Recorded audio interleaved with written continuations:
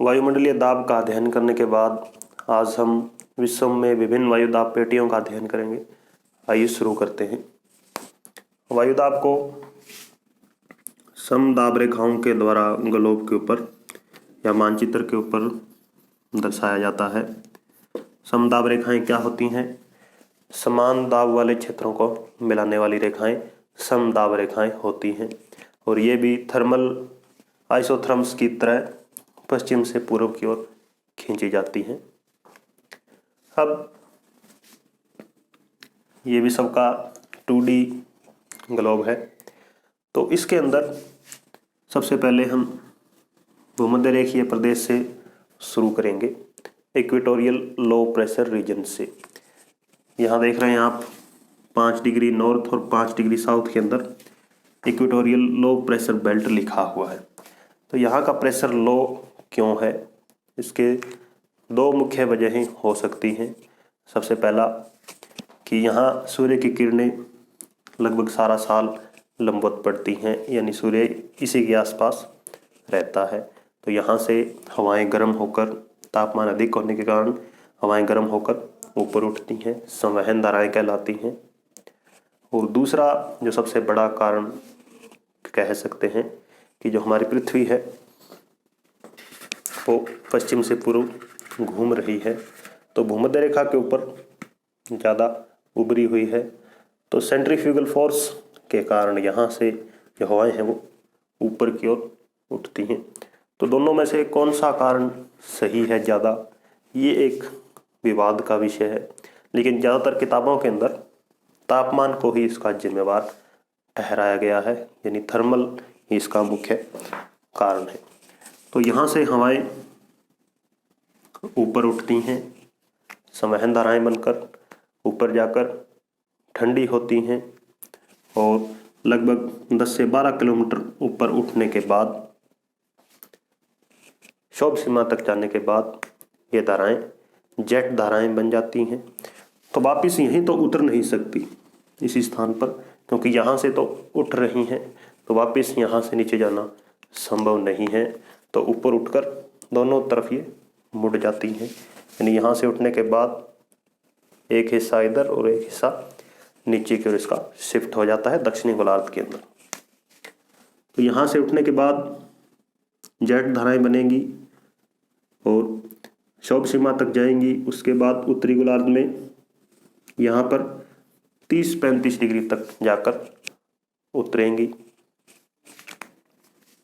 तो यहाँ पर जाकर उतरेंगी, यहाँ का प्रेशर क्या हो जाएगा? हाई हो जाएगा। तो इस क्षेत्र को क्या कहा जाता है? सब ट्रॉपिकल हाई प्रेशर बेल्ट, 30 से 35 डिग्री उत्तरी अक्षांशों के बीच। तो यहाँ आप देख रहे हैं, यहाँ से हवाएं उठी, संवहन धाराएं बनकर इधर गई, यहाँ नीचे उतरी, उच्च दबाव का क्षेत्र बना, तो सतह के सहारे यहाँ वापस इधर आएंगी, इस जो यहाँ पर लो प्रेशर एरिया बना है इसको भरने के लिए। तो आप देख रहे हैं एक सेल का निर्माण हो रहा है यहाँ पर। यहाँ से हवाएं गर्म होकर गई, 30-35 पर जाकर उतरी, फिर सतह से नीचे आई, तो एक सेल का निर्माण हो रहा है। इस सेल का सबसे पहले पता हेडली महोदय ने लगाया, तो इस सेल को हेडली सेल भी कहा जाता है। तो यहाँ से जो नीचे से हवा आ रही हैं सतह के सहारे, इनको ट्रेड विंड कहा जाता है। अब यहाँ 60 और 65 डिग्री उत्तरी अक्षांशों के बीच, यहाँ से भी तो हवाएं ऊपर उठेंगी, क्योंकि जो सेंट्रीफ्यूगल फोर्स है वो लगातार काम कर रहा है। लेकिन आपके दिमाग में क्वेश्चन आ रहा होगा कि 30-35 से हवाएं ऊपर क्यों नहीं उठ रही हैं? यहाँ से उठ रही हैं, यहाँ से उठ रही हैं, लेकिन 30-35 अक्षांशों के बीच से भी तो उठनी चाहिए। यहाँ से भी उठती हैं, लेकिन जो यहाँ की हवाएं जाकर जो नीचे उतरती हैं और इधर से आने वाली हवाएं नीचे उतरती हैं, वे उसको दाब देती हैं, यानी यह ऊपर उठ ही नहीं पाती। तो इसलिए यहाँ का जो प्रेशर है वो हाई बना रहता है। वहीं 60-65 डिग्री जो कि सब पोलर लो प्रेशर बेल्ट है, यहाँ से हवाएं ऊपर उठेंगी, सौभ सीमा तक जाएंगी, फिर जेट बनेंगी और 30-35 पर आकर उतरेंगी। तो यहाँ का प्रेशर है वो पूरे ग्लोब के ऊपर हाई हो जाएगा। तो हाई प्रेशर के कारण एक तरफ तो ट्रेड विंड चलती हैं सतह के सहारे, वहीं दूसरी ओर वेस्टर्लीज विंड्स चलती हैं जो कि 60-65 पर पहुंचकर फिर ऊपर उठेंगी और सौभ सीमा तक जाएंगी, दाएं और बाएं दोनों तरफ मुड़ेंगी, नीचे उतरेंगी और एक सेल यहाँ भी क्या हो जाएगा, विकसित हो जाएगा। इस सेल को हम क्या नाम देते हैं, इसका पता फेरेल महोदय ने लगाया, तो इसको फेरेल सेल कहा जाता है। तो आप देख रहे हैं यहाँ पर 2 सेल विकसित हो गए हैं। पहला भूमध्य रेखा से ऊपर उठकर 30-35 पर उतरता है और दूसरा 60-65 से उठकर 30-35 पर उतरता है। तो 2 सेल विकसित हो गए हैं। इसके बाद एक तीसरा सेल भी यहाँ विकसित होगा। नॉर्थ पोलर के ऊपर हाई रीजन है, हाई प्रेशर बेल्ट है, हाई प्रेशर रीजन है, सॉरी बेल्ट नहीं। तो पोल्स के ऊपर प्रेशर हाई होने का क्या कारण है, क्योंकि पोल के ऊपर जो टेम्परेचर है वो काफ़ी लो होता है। लो टेम्परेचर होने के कारण यहाँ का प्रेशर है वो हाई हो जाता है और इसके ऊपर एक जो भंवर का निर्माण हो जाता है। तो इस भंवर के अंदर हवाएं गोल गोल घूमती हैं और नीचे उतरती हैं। नीचे उतरती हैं तो हवाएं हाई प्रेशर बना देती हैं।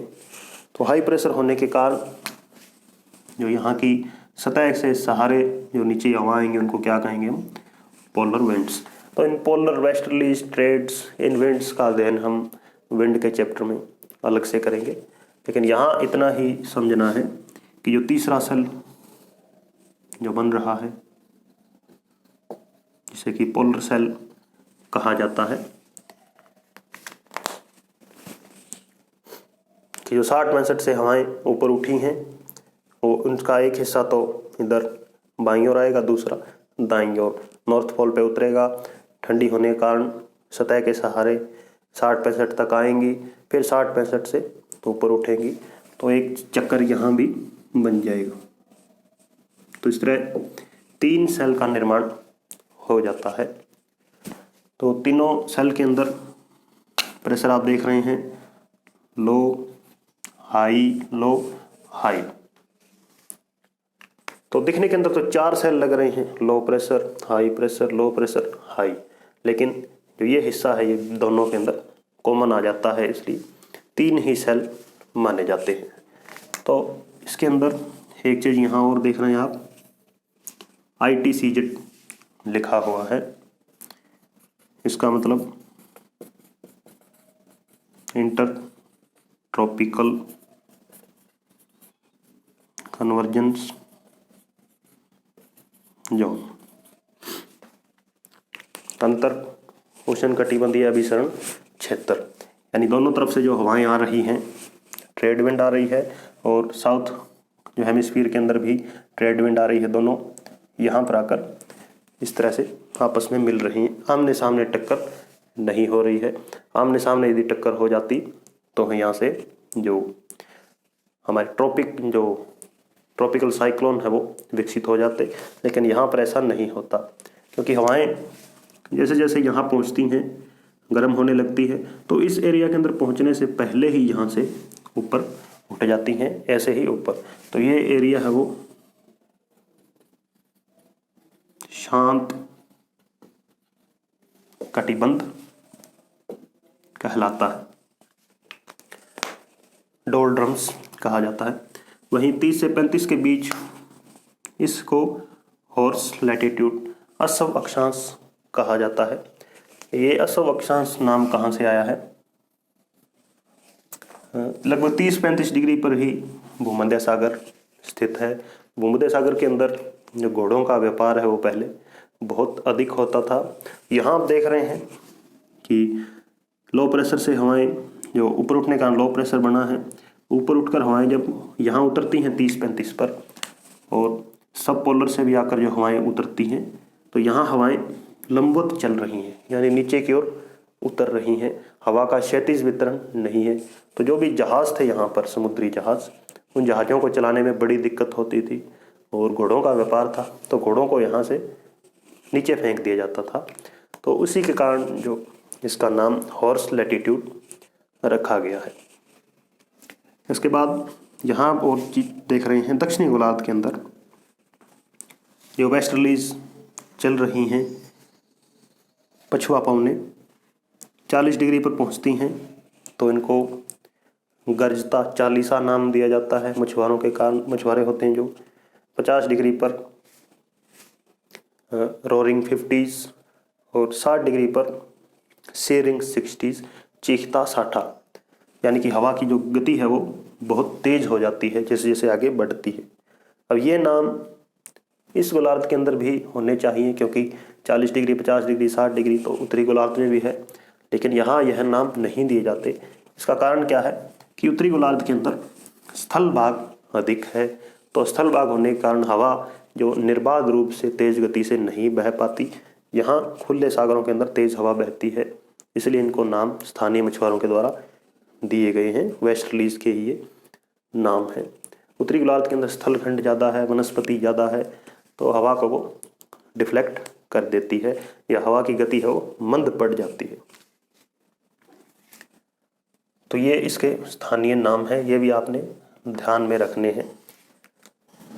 और ITCZ इंटरट्रॉपिकल कन्वर्जन जोन ये हम सीख चुके हैं। इसके बाद एक चीज़ और आप इसके अंदर देख रहे हैं कि जो हवा है वो सीधी नहीं चल रही है दोनों गोलार्धों के अंदर, कोई दाएं मुड़ रही है, कोई बाएं मुड़ रही है। इसका कारण क्या है? हवा हालांकि सीधी चलनी चाहिए, सीधी यहाँ से यहाँ जाना है, दिक्कत क्या है? लेकिन एक फोर्स काम करती है जिसे कि कोरियालिस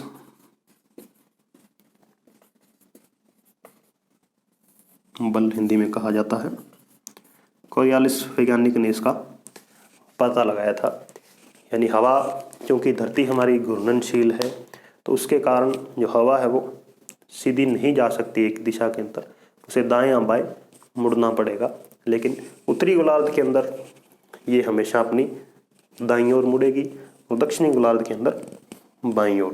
तो यहाँ आप देख रहे हैं, जैसे ये कोई स्थान है A, ये B है, तो हवा को सीधे जाना चाहिए था, लेकिन ये अपनी ओर दाईं ओर मुड़ गई।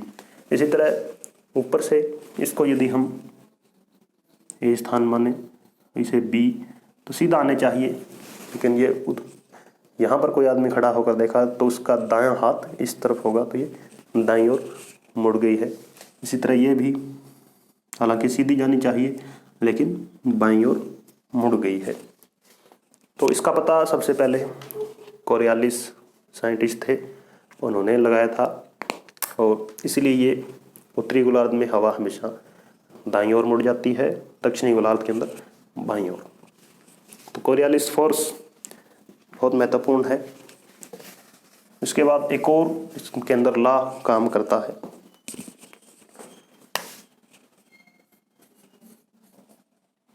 जिसे कि बोयज लॉ माना जाता है। इसके अनुसार कोई व्यक्ति यदि उत्तरी गोलार्ध के अंदर खड़ा है, जैसे यहाँ पर कोई व्यक्ति खड़ा है,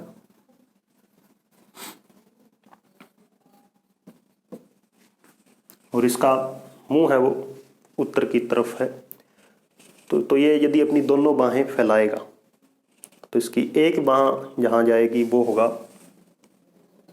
हाई प्रेशर, यानी इसकी बाईं जो बाजू होगी, जो बाईं बाजू होगी वो होगा इसका लो प्रेशर, और इसका दायां हाथ करेगा हाई प्रेशर को इंगित करेगा हमेशा।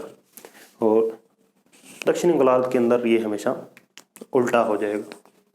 तो ये बोयज का लॉ है।